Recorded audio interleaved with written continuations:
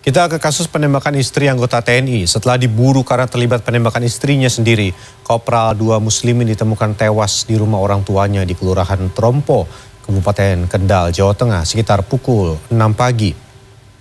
Menurut rilis Kapolres Kendal AKBP Jamal Alam yang diterima redaksi CNN Indonesia, Kopda Muslimin ditemukan tewas pada Kamis pagi di rumah orang tuanya, Kelurahan Trompo, Kabupaten Kendal. Saat ini polisi sudah menurunkan tim untuk mengamankan tempat kejadian perkara dan melakukan proses identifikasi. Dari gambar yang CNN Indonesia terima, Kapolda Jawa Tengah Irjen Ahmad Lutfi terlihat mendatangi tempat kejadian perkara. Dalam keterangannya, Irjen Ahmad Lutfi mengungkapkan, Kopda Muslimin sempat meminta maaf kepada orang tuanya. Saat itu orang tuanya juga meminta Kopda Muslimin menyerahkan diri. Namun pada pukul 5:30 waktu Indonesia Barat, Kopda Muslimin mengalami muntah. Dan pada pukul 7 pagi, Kopda Muslimin meninggal dunia. Untuk memastikan penyebab kematian Kopda Muslimin, polisi akan melakukan otopsi. Selain itu, polisi juga mengamankan bekas muntahan Kopda Muslimin dan alat komunikasi terkait dugaan apakah Kopda Muslimin meninggal akibat bunuh diri. Kopda Muslimin merupakan anggota TNI yang diduga sebagai dalang pelaku penembakan istrinya sendiri. Penembakan terjadi pada Senin 18 Juli 2022.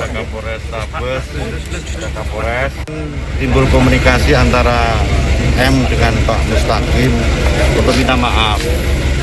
Tetapi pukul 5.30 muntah dan didapati pukul 7.00 meninggal dunia. Kemudian kita dari Inafis, kemudian dari POM kita melakukan olah TKP untuk memastikan meninggalnya korban yang nanti secara yuridis formal akan kita lakukan otopsi atas persetujuan keluarga sebab kematian itu sendiri. Oke, cukup? Ya. Pak, itu karena bunuh diri atau gimana Pak? Memang menenggak racun atau gimana Pak? Ya nanti setelah hasil otopsi akan kita sampaikan. Dari olah TKP ada barang bukti Pak yang diamankan? Ada muntahnya ada, kemudian alat komunikasi yang nanti kita amankan. Ya. Kasus penembakan istri TNI mengejutkan publik setelah terungkap sang suami, yaitu Kopda Muslimin, justru menjadi dalangnya. Sejauh ini salah satu eksekutor mengungkap motif Kopda Muslimin memerintahkan eksekusi terhadap istrinya sendiri. Lalu apa motifnya? Kita simak liputannya. Kasus penembakan Rina Wulandari, warga Banyumanik, Semarang terus berkembang. Dugaan otak pelaku penembakan suami korban sendiri, yakni Kopda Muslimin, kembali muncul dari pengakuan tersangka. Menurut salah satu tersangka, Kopda Muslimin tak tahan dengan tekanan istrinya karena istrinya sejak 2009 itu kerap marah dan mengekang dalam aktivitas di luar dinas.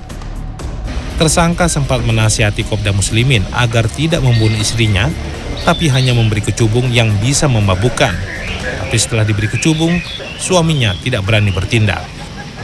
Saya sarankan jangan dibunuh duluan, kasih pelajaran dulu, kasih aja kecubung. Toh kalau dia sakit, juga butuhnya ke suaminya, saya bilang gitu. Sampai di situ dia tunggu saya untuk cari buah kecubung. Saya cari, hari pertama saya kasih, dia nggak berani melakukan, takut ketahuan istrinya untuk campuran ke minuman. Sampai hari kedua sama juga seperti itu Pak. Untuk hari ketiganya sama juga gagal. Dari perkembangan penyidikan, tim Polri dan TNI juga mendapati proses serah terima uang pembayaran 120 juta rupiah dari Kopda Muslimin kepada tersangka Sugiono di Rumah Sakit Hermina, Semarang. Di rumah sakit itu, Kopda Muslimin menunggu istrinya yang dirawat setelah ditembak. Saat itu, Kopda Muslimin menyuruh orang yang biasa mengurus burungnya minta ibu mertuanya mengambilkan uang 210 juta rupiah untuk pengobatan istrinya. Di rumah sakit, Kopda Muslimin menyerahkan 120 juta kepada Sugiono dan membawa 90 juta sisanya untuk pelarian dirinya sendiri. Nah, perintahnya itu ada uang di ibu mertua maksudnya, 120 juta agar diantar ke rumah sakit untuk kepentingan biaya rumah sakit. Nah, kemudian disusul kemudian perintah yang kedua itu kurang 120 dan pihak rumah sakit masih minta lagi 90.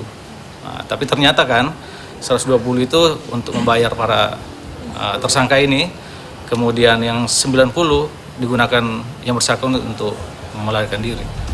Damar Sinuko, Semarang, Jawa Tengah. Penyidikan kasus kematian Brigadir Nofriansyah Yosua Huta Barat di rumah Kadif Propam Polri nonaktif Irjen Verdi Sambo masih terus bergulir. Saat melakukan otopsi ulang, tim forensik menemukan sejumlah bekas luka pada jasad Brigadir Yosua. Sementara temuan Komnas HAM pada rekaman CCTV mematahkan spekulasi lokasi kematian Brigadir Yosua. Tapi akhirnya pihak keluarga dengan benar ada pihak keluarga. Setelah diotopsi ulang di Rumah Sakit Umum Daerah Sungai Bahar, Muaro Jambi, jenazah Brigadir Nofriansyah Yosua Huta Barat dimakamkan kembali di pemakaman umum di Desa Sukamakmur, Kecamatan Sungai Bahar, Muaro Jambi, Jambi pada Rabu sore. Berbeda dengan saat pertama kali dimakamkan 11 Juli lalu yang dilakukan secara sipil, prosesi pemakaman jenazah Brigadir Yosua kali ini diiringi upacara kedinasan dan penghormatan sesuai dengan yang berlaku di lingkungan Polri. Prosesi pemakaman ini merupakan permintaan khusus dari pihak keluarga Brigadir Yosua. Adalah setelah kita bekerja sama, ya, ternyata kita sampai juga pada penghormatan sehingga kita bisa menghapus aib polisi. Bahwa pada hari ini polisi akan memberikan penghormatan secara kedinasan. Setelah pemakaman ulang selesai dilakukan, keluarga dan kerabat berkumpul di kediaman orang tua Brigadir Yosua. Samuel Huta Barat, ayah mendiang Brigadir Yosua, menyatakan pihak keluarganya puas dengan dilakukannya otopsi ulang. Apapun hasilnya, keluarga percaya pada integritas para dokter forensik. Selain karena ahli, mereka disumpah dan independen. Terlebih ada perwakilan keluarga yang menyaksikan langsung pelaksanaan otopsi. Kalau kami keluarga mengucapkan terima kasih bahwa anak kita itu memang sudah benar-benar nyata di mata umum adalah seorang anggota polisi. Sementara itu hasil otopsi ulang jenazah Brigadir Yosua baru akan diketahui sekitar 4 hingga 8 pekan mendatang. Menurut Ketua Tim Ahli Forensik yang juga Ketua Perhimpunan Dokter Ahli Forensik Indonesia, Ade Firmansyah, lamanya proses otopsi karena jenazah Brigadir Yosua sebelumnya sudah diberi formalin dan telah terjadi beberapa derajat pembusukan. Meski demikian, tim forensik berhasil menemukan sejumlah bekas luka pada jasad Brigadir Yosua. Ade belum bisa memastikan apakah luka tersebut akibat tembakan atau penyiksaan. Pihaknya harus memastikan lewat pemeriksaan mikroskopik di Laboratorium Patologi Rumah Sakit Cipto Mangunkusumo, Jakarta untuk mengungkap apakah luka tersebut timbul sebelum kematian atau merupakan dampak kematian. Hasil pemeriksaan tentunya membutuhkan waktu setelah konklusinya adalah setelah nanti adanya pemeriksaan laboratorium untuk memastikan betul apakah itu betul luka atau tidak, karena pada saat terjadi pembusukan tentunya kita harus sangat berhati-hati. Di lain pihak, Komisi Nasional Hak Asasi Manusia telah rampung memeriksa 20 rekaman kamera pengawas atau CCTV di 27 titik. Rekaman ini berisi rangkaian perjalanan dan aktivitas Brigadir Yosua dari Magelang, Kompleks Polri Duren 3, sampai ke Rumah Sakit Polri Kramat Jati, Jakarta Timur.